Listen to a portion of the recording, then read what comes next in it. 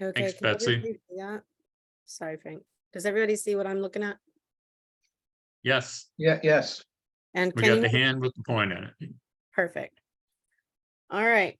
Hello, I am Heather Para. I am, as Frank said, here from the Museum of the Coastal Bend and the McNeill Ranch site, which is 41VT141. So 2 years ago, the blurb went, this site dates approximately 10,000 years ago, but some things have changed in the last couple of years, and we're going to get to that. But this is the 20-year anniversary of this ongoing dig, so I'm going to start with the beginning. VT141 covers approximately 65 acres and is located on an active cattle ranch in Victoria County. And it's produced artifacts from the late Paleolithic through to the historic period. So here we go. Maybe. Why can't I make it change? Hold on. Ha! Did it work? It worked. All right.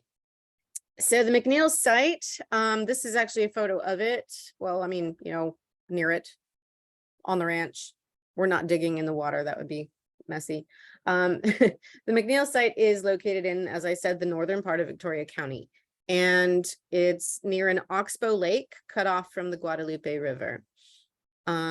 This was a really good location for early people in that it provided a lot of access to water, food, materials for shelter, transportation to the coast, which would have been, you know, 10,000 years ago, considerably further away.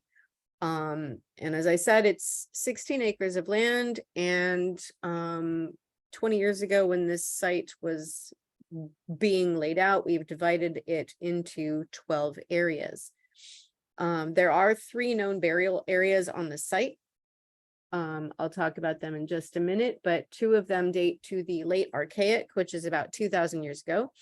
And the 3rd burial area is very early Middle Archaic, which makes it about twice as old as the other ones.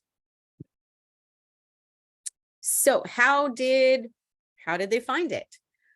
In 2003, parts of this ranch were being mined for topsoil, and customers of this garden center were finding artifacts and bone material in their soil.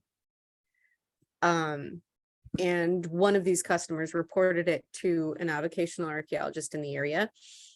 At the time, there was a really loose association of avocationals and stewards in the area, and that came into being because of the Fort St. Louis and La Belle excavations that happened in the late 90s here. So anyway, this gang of guys tried to get some info. They called the garden center. The garden center wasn't interested in chatting about it, so they stalked the truck, and they followed the truck from the garden center to the McNeill Ranch. And as it happened, one of those avocationals, which is Bill Birmingham, had a relationship with the landowner. So he called up John McNeill and explained what was happening. And according to Bill, the landowner said, well, thank goodness, I didn't know what to do. I think there's burials, please help. So these guys went out and they surveyed it and determined that it was a major site. And as I said, the landowner set aside 16 acres just for archaeology. So, how did they get going? As I said, they surveyed the site. They had Jeff Durst from THC come out and help them set a primary datum. And so they worked outward from there. They had a sort of pre-existing number of experienced avocationals because of the Fort St. Louis dig. So they were already sort of set up for this. And they made arrangements to remove the burials, and they began excavating. I know you're excited about the burials. We're getting to it, I promise. So this is the original gang. There are a small number of them that are still digging, you will see on the far right, Ben McReynolds and Bill Birmingham, on the two furthest right. And just to the right of the sign is Frank Condren. And the gentleman on the left of the sign is Judd Austin. And all of those are still actively working in the lab and or on the site 20 years later. Here's the gang now. Looking a little older and a little shaggy, but we still get work done. This was just August 3rd. We had our 20-year anniversary celebration from the first day of digging at McNeill. So what do? This is a partnership between COBOL, and that is an acronym for Coastal Bend Archaeological Logistics Team, which is the name for this loose association of avocationals and stewards, and MCB, which is the Museum of Coastal Bend, and the landowner, John McNeill, which is now the younger John McNeill, Dr. John McNeill. And this relationship works really well for everybody. It's complicated and it's a lot of paperwork for me, but everybody's happy, everybody's satisfied. It's really been a remarkable 20-year project. We do excavate, as Frank said, every Friday, weather permitting. I know you're thinking 107 degrees is not weather permitting, but Bill Birmingham decides if we're digging or not. And if he thinks we're digging, we're digging. We do have shade tarps up. We take watermelon breaks mid-morning and we stop around noon when it's hot like this. So we do take precautions because a lot of these guys are older and I'm not from Texas. So anything bad could happen.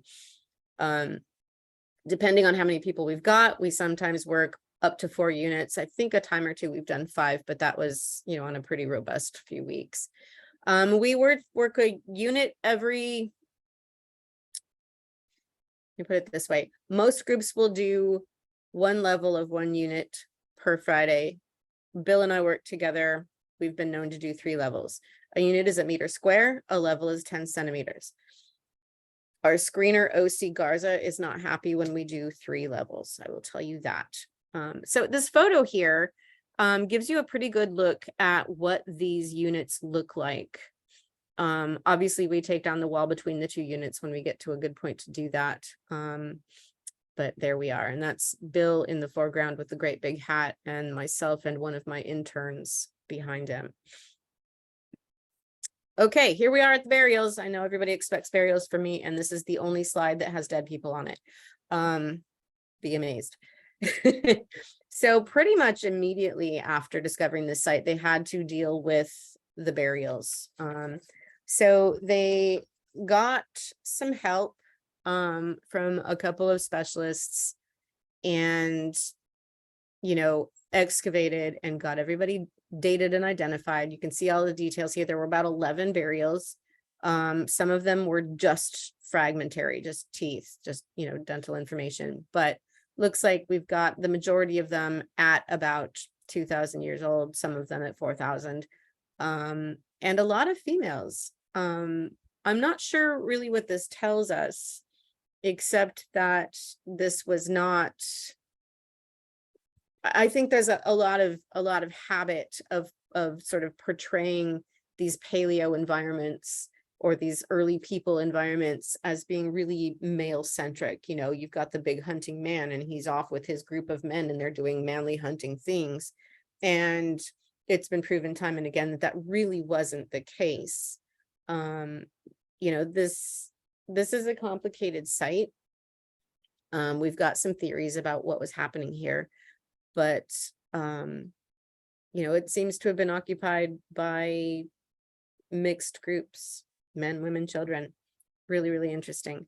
Anyway, for those who are concerned, all of these burials were carefully reinterred in the appropriate way elsewhere on the property with all of the required ritual aspects. Anyway, so early finds. Initially, as they were working, they were just kind of trying to get the lay of the land and see what was out there. So they would, you know, dig for a while over here and dig for a while over there. And so they were in some areas where artifacts ranged from, you know, 400 years old all the way to you know, 10,000 years old, 9,000 years old. A couple of really interesting finds were this little green glass point. The drawing there is a Richard McReynolds drawing. Richard McReynolds of Stone Artifacts book fame. He is the brother of Ben McReynolds, who was one of the guys in the picture of the original crew.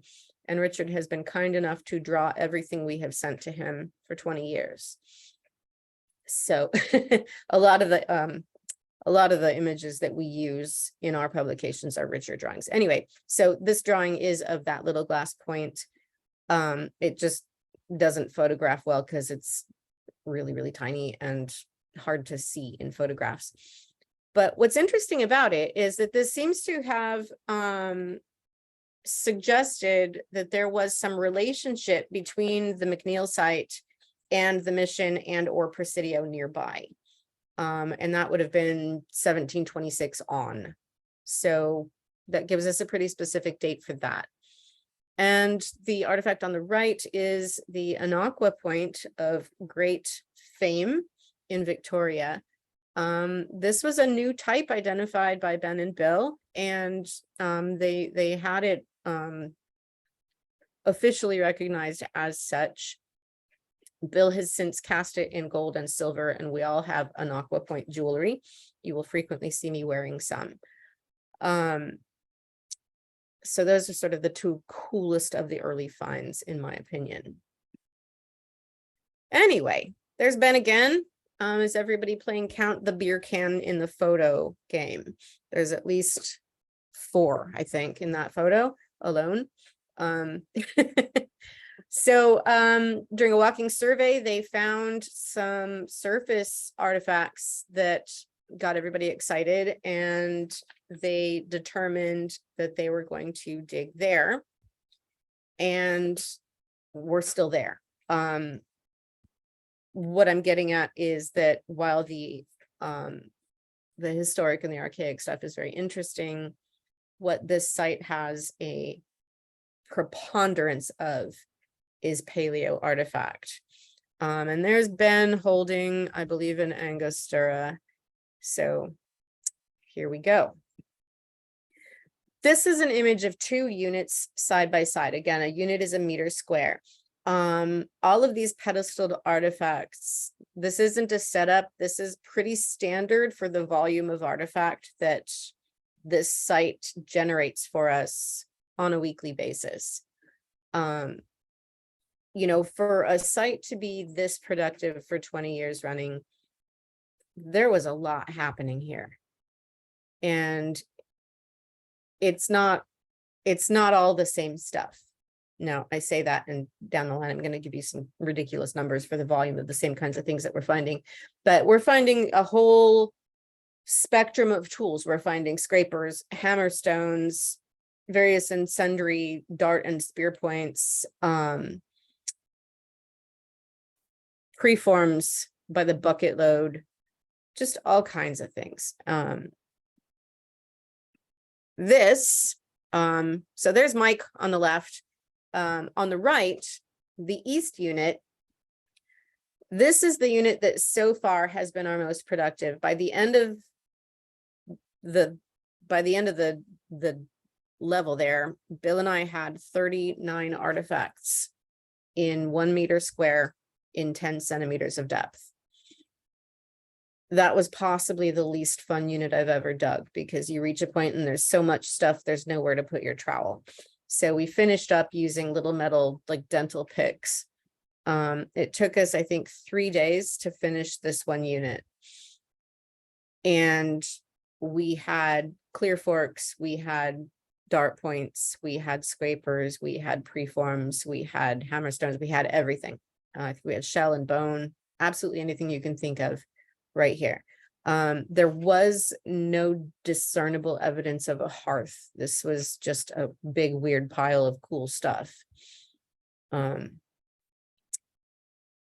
don't think Mike found anything. All right, so documentation. We take our archaeology seriously, and our field notes are the most important thing. So everything is measured in situ. We list all of our finds. We photograph the units with the artifacts on pedestals. We number everything. We note the volume of the bulk materials. And we draw everything in, and then we take it all back to the lab and we do it all over again. I feel very strongly that you can never have too much documentation, and I didn't even have to lecture these guys on this. They were already doing it when I got here. So that was great. And so here's Bill carefully measuring something. And that's his field notes in the background there under his Sharpie pen. Screening. I know you guys know a lot of this, but I have to go through it anyway, because there might be like one person who has no idea what we do. Also, I'm hoping to lure you guys out there to dig with us.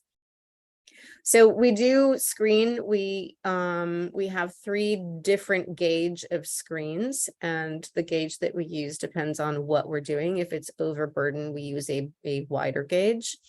If it's something where we think we might be missing something really small, like seeds or marginella beads, we'll use a finer gauge.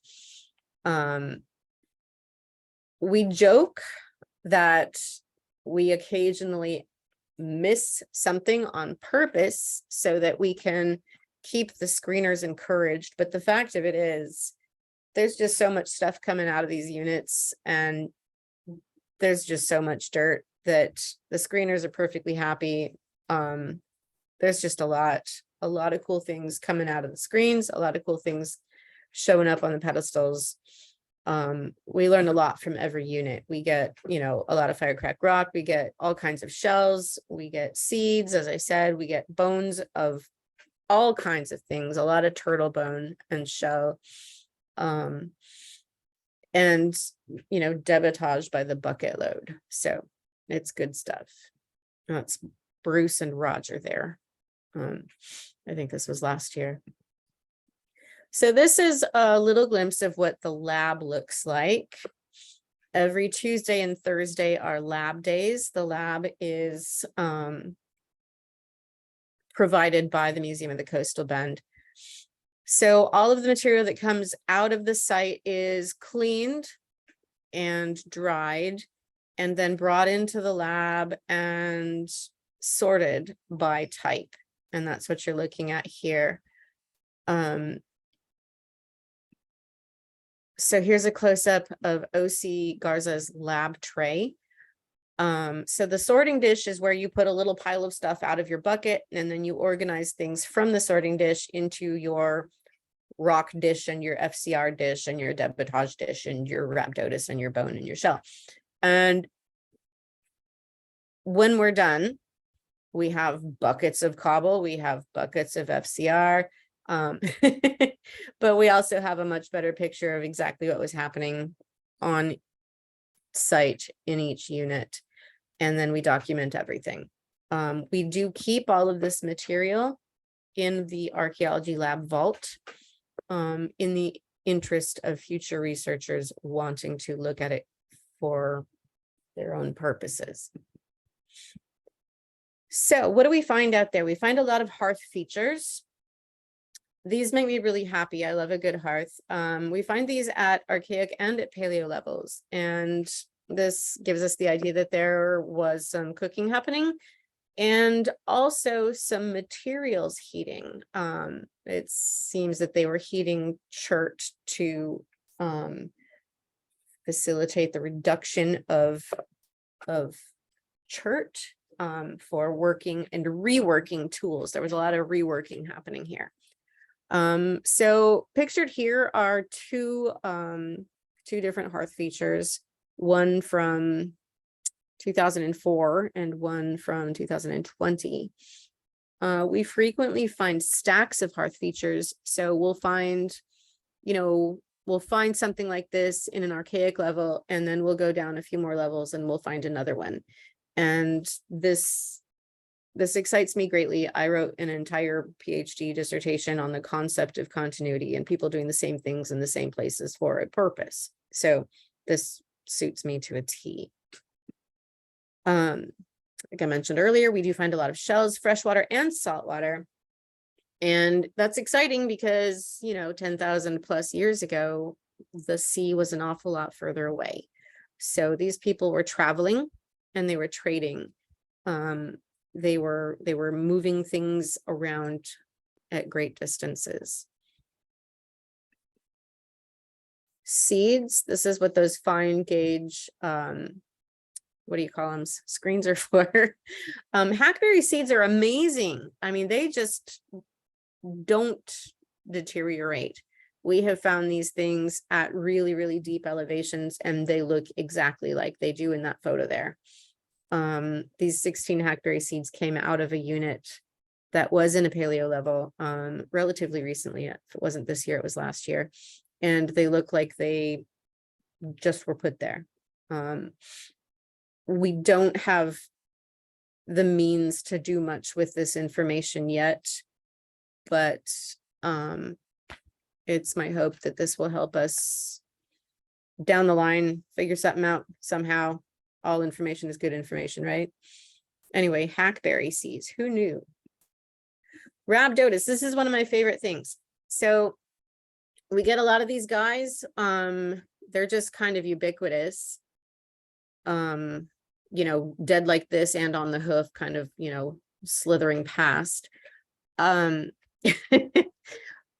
did some research shortly after I started working out at this site, and these little snails are like packed with protein.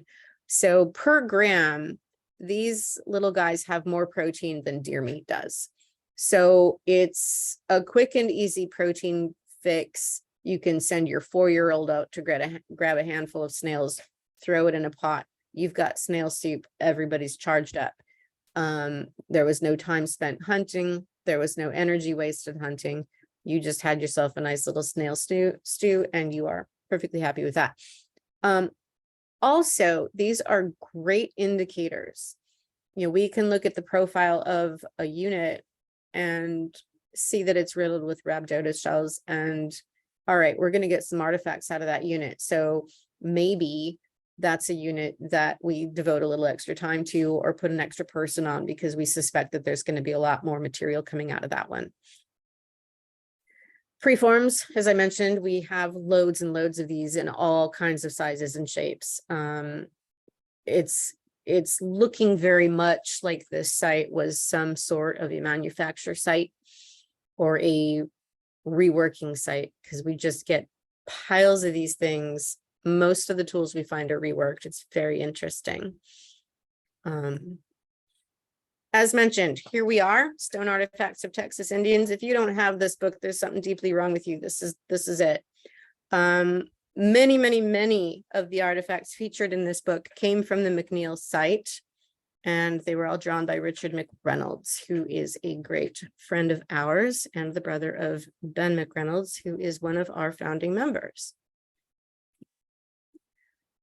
Stuff going on, geoarchaeology academies. We were just talking about that in the meeting. These happen about every 2 years through the Texas Archaeological Society, and they happen at the McNeill Ranch because we've got some really cool geology happening out there. So pictured there on the left are Mark Bateman and Brittany Gregory taking some samples. I think this was in June, in anticipation of the 2024 Academy. We've done 3 of these. We did Geoarchaeology 1 in 2020, and then we did 2 sessions of Geoarchaeology 2 in 2022. This coming year, we're going to be focusing on the actual archaeology site. So all of the geoarchaeology is going to happen in and around where my guys are actually working, which should give us a great big picture of the geology and the archaeology coming together. I'm very excited about this. So if you can sign up for that, you're going to love it. I think it's 2 days in March. I don't remember the dates, 9th to 11th or something like that. Anyway, do that. It'll be good. Clear Fork gouges. This is very exciting. One of our special projects recently has had to do with Clear Fork gouges. We have found almost 300 of these on the site. of some sort, at an assortment of levels. We don't know why. It's astounding, the volume of these things that we find. What we do know is that these are woodworking tools. We suspect they were used for maintaining and creating things like atlatls and shafts for spears, main and secondary shafts. It would seem that they were also used for processing plant material, maybe for, you know, splitting plant fibers for making mats or something like that. They come in several varieties. Some of them are unifacial, some of them are bifacial, some of them are big, some of them are small. These are all clear forks here.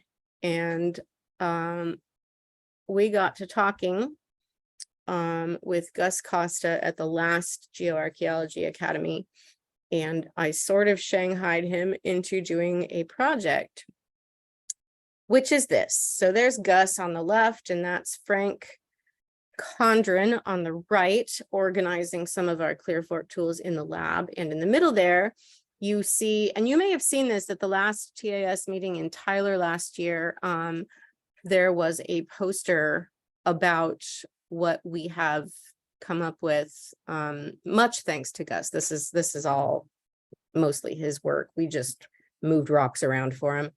But you know, we don't know what all this means, but it's really curious. And we're looking to compare to some other interesting sites like VT15, which is Johnson Heller, which also produced a lot of clear forks. Nothing like the numbers that we have, but significant nonetheless. So stay tuned. This is a slow burn project, you know, when Gus has time and I have time and whatever, we'll get there.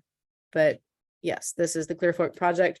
If you have interest in looking at any of this material or viewing the poster, it is in our lab for anybody to look at. So interesting finds, not that any of that wasn't interesting, but I'm going to run you through some cool stuff that we found. I'm trying to keep an eye on the time. I'm trying my best, guys. St. Mary's Hall points, 9,500 years ago. We have 42 and counting of these.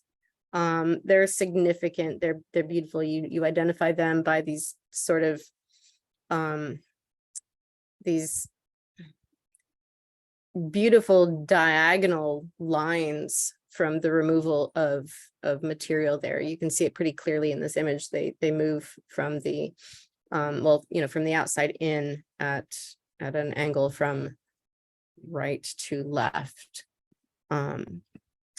Golondrina points, 76 and counting on those, about the same age as St. Mary's Halls. Everybody gets really excited about these as well. They're really pretty. Heather, can I interrupt you for a second? Sure. You go as long as you want. We're not in the building. They're kicking us out at 8 o'clock. Okay. So please take your time, explain everything the way you want to explain it, because we're going to have a lot of questions at the end anyway. Okay. Okay, fine. Holler if Thank I you. get tedious. I can yammer on about rocks until the cows come home. Do it. We're good. All right, grooved stones. We've had 2 of these at the site. I'm probably lying, and there were probably more than 2. And one of the guys is going to call me later and tell me I'm an idiot. But 2 that I know of these guys. This one in particular was found maybe a year and a half ago. Archaic levels, really fragile. I don't know. I mean, I've got a whole section in the museum now on weird stuff made out of rocks that probably served some ritual purpose because we can't figure them out. And these kinds of things are in there. Bill has done some experimental archaeology with grooved stones, and he has determined that it takes about 32 hours to peck a groove in a stone. So if you think about it, somebody several thousand years ago devoting 32 hours of his life to peck a groove in a stone, that's going to be a pretty important stone. That's probably not something that you're going to use once and risk, you know, misplacing or losing it to the elements. This is something that you're going to hang on to for a while for whatever reason. So these are one of those things I like to spend a lot of time thinking about. You know, I don't know why you'd put a groove in a stone unless you wanted to put something in the groove in the stone. And if you put something in the groove in the stone, why were you putting it there? And what purpose did it serve? And if it was a ritual, because we do find a lot of these in burials, what else does that tell us? So there you go. That's the thing that'll keep you up all night. Here we go. Potential Clovis blade. This is the thing. Remember how I said 2 years ago, I would have said 10,000 years, and now we're looking at 13 plus. This is partly why. This very suspicious looking blade came out of the site in, well, I guess last year, April of 2022. We all got very suspicious of it. We shipped it off to Austin.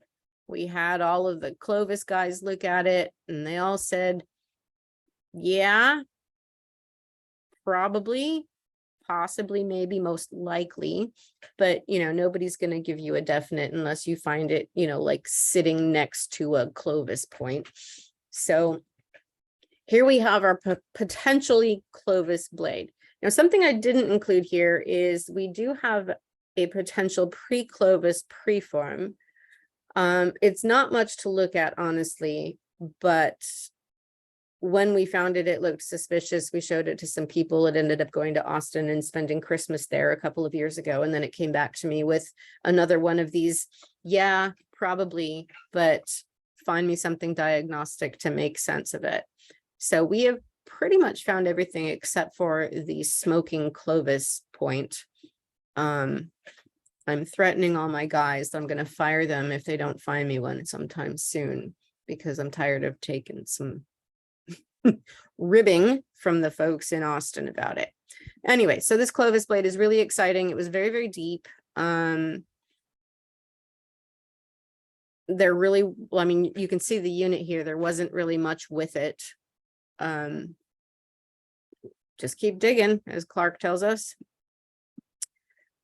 The biggest exciting thing, this is this year's big find, and this is a worked fragment of mammoth tusk. Now I'm saying mammoth. I don't know that it was mammoth. It could have been mastodon, proboscidean of some sort. We have tool marks. We have some kind of mastic, like an asphaltum type of thing. It's got very suspicious leanings toward being worked. We have on display in the museum right now a Clovis point made of mammoth ivory that we have on loan from a fellow from Temple, Texas. The point came from Sebastopol. And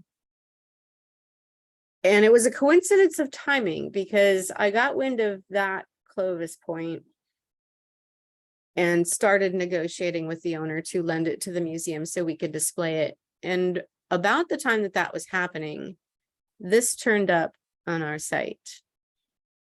And we haven't found anything else. You know, I'm not suspecting that we're going to find, you know, like a big slab of mammoth under there. I think this was likely something that was made elsewhere and brought there. Again, it turned up pretty deep. There wasn't much with it. You know, we're just dancing around this Clovis idea, but we haven't quite gotten there. I'm saying all of this to entice you to come and dig with us and see if you can find a Clovis point. Is it working? So these folks are some of our friends. You'll see in the upper right, that's Dr. Alan Slade of the Clovis Fluted Point Survey and now the Folsom Fluted Point Survey. And he's the guy that got us hooked up with that Clovis point we were just talking about. On the left is Bryce, our former intern and Texas A&M grad. He actually tracked us down via social media and said, hey, I want to do some archaeology. Can I come and intern with you? So he spent a semester doing archaeology with us, and he's just great.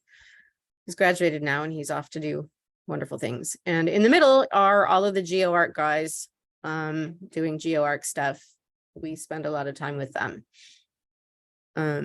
It's a busy site out there, lots and lots of visitors. And that is basically my update. I probably missed a million things.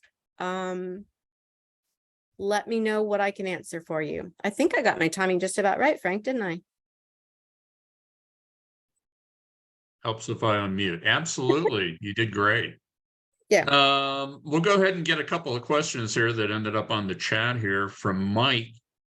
How do you recover the seeds, and do you look at the use wear on the flakes and bifaces, etc.? Was he maybe talking about the pollen seeds or the hackberry seeds? I think the hackberry seeds. I'll start with that. So how do we recover the seeds? Those turn up in the screen more often than not. Once in a while, as you're digging, you'll just see one go by and snatch it up and hand it to the screener. The screeners usually manage the bagging of bulk materials and sort of the setting aside of things that need to go to the lab for a closer look.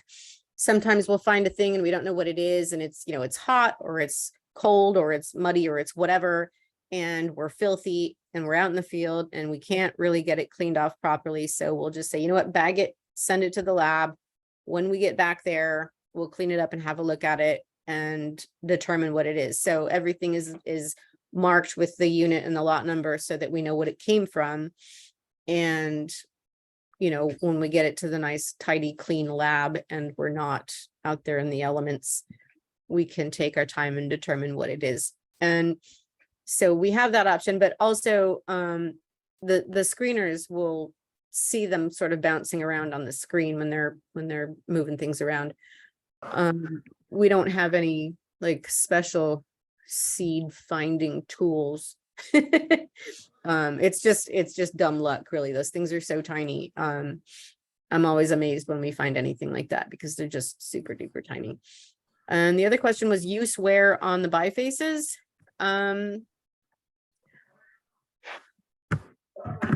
We do not have a fund for testing. So we are reliant of the kindness of our friends and colleagues, and sometimes just something lining up just right. We don't do a lot of testing on anything for that purpose unless something is specifically of interest. For example, a fragment of mammoth tusk that looks like it has tool marks on it. That's going to raise an eyebrow. We're probably going to have somebody look at that. Most of the bifaces, I mean, the volume of artifacts coming out of here is just absurd. You know, when you've got a unit coughing up 30 artifacts and we're working 4 units, we can't look that closely at every single edge. When we feel like it's something that we can learn something significant from, we'll spend more time on it. We do have, like I said, this lovely new microscope that we spend quite a bit of time applying to things of interest, but you know, it's a volunteer crew. This is just one portion of my job. So I have to really balance how I spend my time at work. I can't spend the whole day in the lab, sadly, or I would. But you know, we do the best we can. We look as closely as we can at the things that seem they need looked at. Mike Woods, I know that was your question. You want to unmute yourself, you can do a follow-up with her, but are you volunteering to use our microscope, Mike, and look at some use wear? No, also, I was just curious, how do you differentiate, looking at those, the clear fork gouges, how do you differentiate between when they were used for cutting plants and wood? When a thing has been used to cut plants, it leaves a sheen on the stone. And that's almost immediately apparent. I'm not saying that this is 100% accurate. And this Clear Fork project is something that will look more closely at that kind of thing eventually. This is a many stage project that's going to go on for years, I'm guessing. if you would like to volunteer to participate in the Clear Fork project, I would be happy to have you. We've got a lot of Clear Forks to look at and a lot of questions. We keep coming up with more questions and we don't have a lot of answers yet, which is, sort of a non-answer. I'm sorry, but that's where we are with it right now. Mike, you live in Sugarland. That's only an hour away, From Betsy, let's see, where was her question again? Could the groove in the stone be from from a rope, or do you think it appears to be carved? How do you think they put that in there? Pecking. Again, experimental archaeology is something that we spend a lot of time on. And Bill Birmingham is one of the finest experimental archaeologists I've ever met. And he did a lot of research and he did a lot of experimenting. So those grooves are not something that are worn over time. There's something that somebody deliberately pecked into the stone using another stone. 32 hours, one stone, one groove. Have you run that by somebody like Gus? I know he did a lot of stuff on, was it boat stones, Bob, that Gus did? Yeah, Gus is the man for boat stones. A question on that groove, Heather. Is it just on the top of the stone or does it go all the way around? It goes all the way around. Wow. Okay. We have an assortment of groove stones, boat stones, that sort of thing in the museum. For those of you who are interested in that, I can round up a sizable assortment for your study. My study. Your study. I don't have time to study them. Anybody's study. The collective study. Emma had the next question. Emma, if you want to unmute yourself, you can go ahead and just ask her instead of having me read it. About the Clear Forks. Unmute yourself. I'm unmuting. Okay. There you are. You're good. Clear Forks. I don't know. How do you consider that they could have been used in a similar way to the European threshing boards, which were effectively a plank of wood with flakes embedded in it, and then that was used as threshing? That's a possibility. We've done some. I haven't thought about that. We've done some experimenting with trying varying kinds of hafting. This is again a Bill Birmingham special. He's created some hafted Clear Fork experiments in varying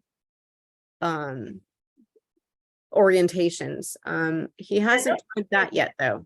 Yeah, that these are multiple flakes.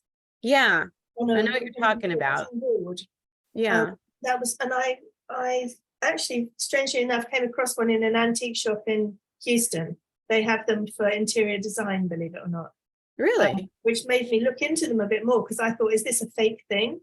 Is this something that's being dreamt up? But when I did more research, I can see it's across Europe. So that might be just an idea to throw in the mix. Well, thank you. We'll look into that as an option as well. Heather, next question. I'm sorry. Next. I was just going to tell Emma she's going to get signed on to the Clear Fork project too by the end of this. Absolutely. Gary Hartman had a question. When during the week is the dig considered to go? What day of the week do you guys normally dig there? And when does Bill make the determination on you're going to do it? Okay, so starting our schedule is Fridays we dig, Tuesdays and Thursdays we're in the lab. Usually we call it on Tuesday morning.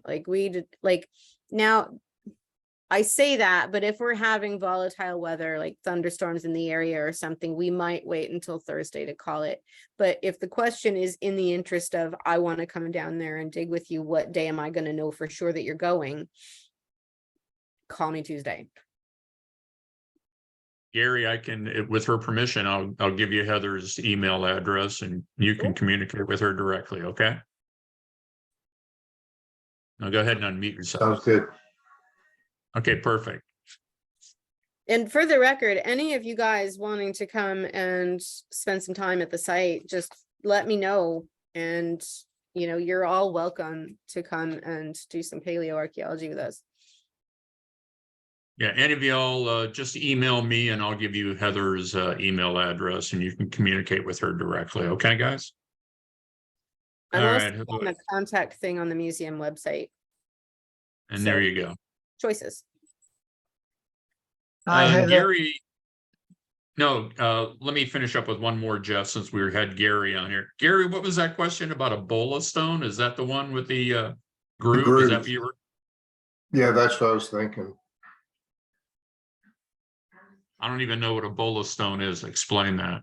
Or Heather, explain that. Ah, It would Okay. be a sort of like a For hunting, projectile type of a weapon that you. yeah, usually two Okay. with a string between them, and they tie up Yeah. legs of birds or okay. even crush their heads.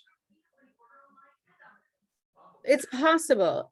These things are turning up in burial sites, and there's some argument that these were inherited objects that were passed down through generations.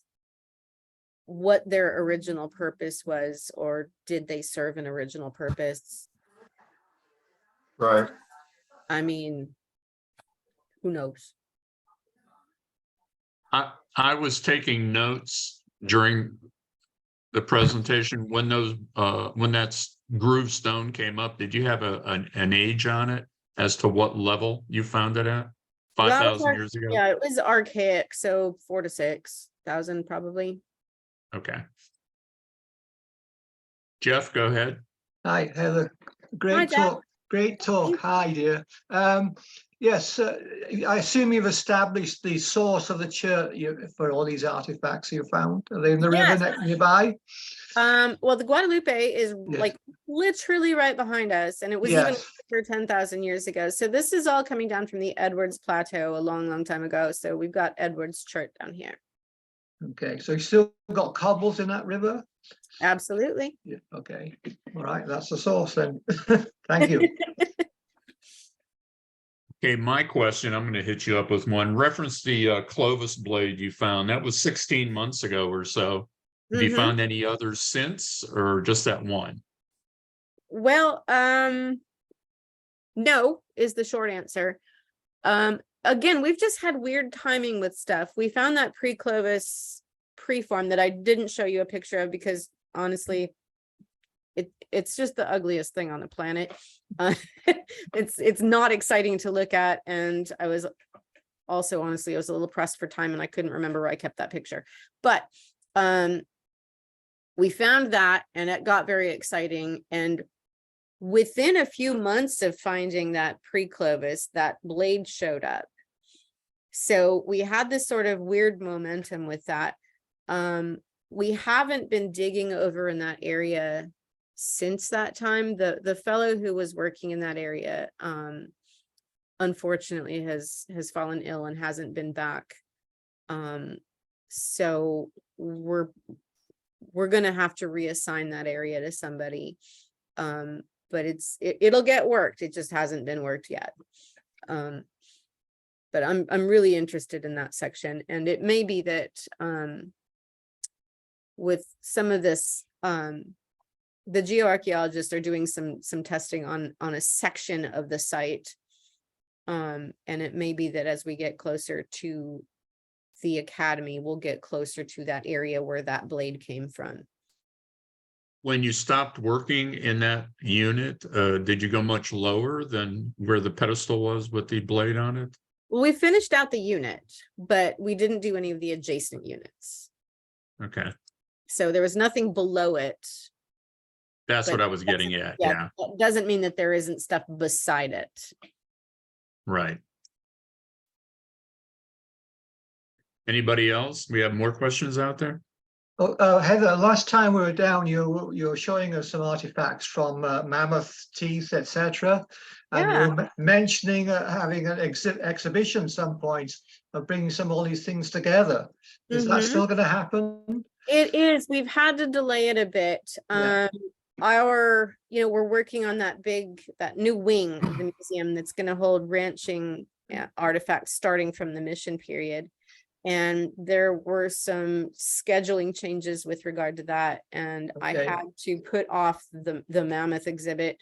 However, in the meantime, I am doing a sort of micro exhibit, which is in process, and I'm hoping to open it sometime late spring next year, that will have some mammoth and mastodon artifact or specimens on display, as well as this potentially worked point thing. If you're, that's my dog barking, I'm so sorry. We can't hear him. Oh, good. He's having a fit. Anyway, so there will be a sort of micro focused exhibit in the spring or summer of next year, and then probably not 2024 because I'm a little bit full. We're hosting the TAS Academy and opening the new wing 1 month apart.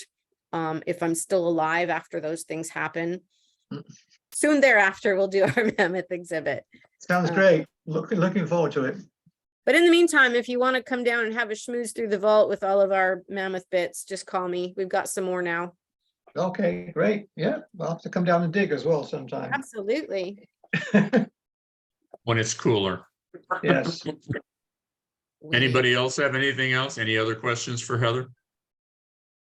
No, I just want to say that we had a fantastic time when we were down early in the year. Everybody was very welcoming, and yeah, we're really looking forward to maybe doing some more with you. It'd be great. Oh, wonderful. I'd love to have you guys anytime. Truly. We've got a lot of cool stuff coming up. I know that Frank posted a bunch of those things on the meeting, but there's just, it's a busy fall coming up. We've got a lot of good speakers coming. Got some neat programs happening. I think we're doing a cave painting activity at one point in October, which sounds really cool. I'm not in charge of it, so I don't know what it's going to look like, but I'm signing up for it for sure. Are any of these any of your presentations virtual? The Stormont lectures are not. I'm not sure if that's a policy or just something we've never done before. I'm doing Tools of the Early Texans presentation in, when am I doing that? Well, whenever I do that, I will be sure and make some accommodation for virtual, or I can just come up there and talk about it with you guys, whatever. Run a practice one first if you do. That issue we had. For those of you, we had a practice Zoom with Heather on Monday morning, and about every fourth word was getting blocked out, and it was probably from the structure of the building. So she bailed out of there and went home, as she is now, and you can tell it's perfect, the volume here. But it's, thank goodness we had that practice Zoom. Otherwise, it would have been a mess. She'd have been talking into her phone to us the entire evening. So So Yeah. everybody, regarding Heather's presentation, if there aren't any more questions, I think I'll stop the recording. Are there any other yeah, questions? go ahead. Okay, Yeah, I'll stop the that's a good recording and question. then